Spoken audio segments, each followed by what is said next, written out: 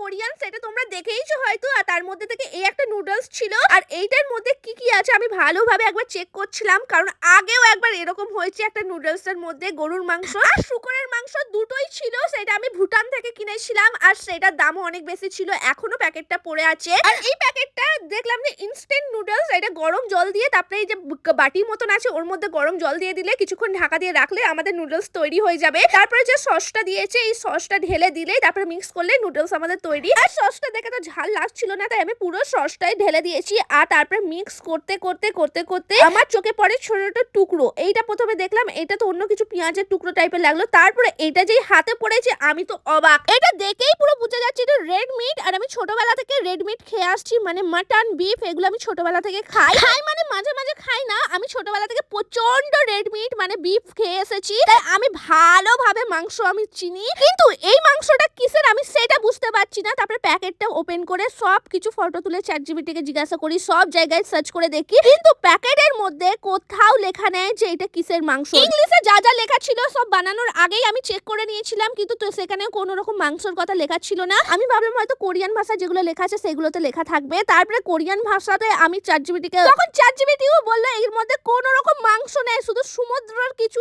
জিনিস আছে, কিন্তু এটা আমি 100% শিওর এটা কোনো রেড মিট। আর এই নুডলস তো আমি না জেনে খাবো না কিসের মাংস। আর এত দামি নুডলসটা আমাকে পুরোই ফেলে দিতে হয়েছে, কারণ ভুটান, কোরিয়া এইসব জায়গায় না পর্ক মানে শুকরের মাংসটা বেশি চলে, আর এটা পুরো অরিজিনাল কোরিয়ান নুডলস ছিল একটা।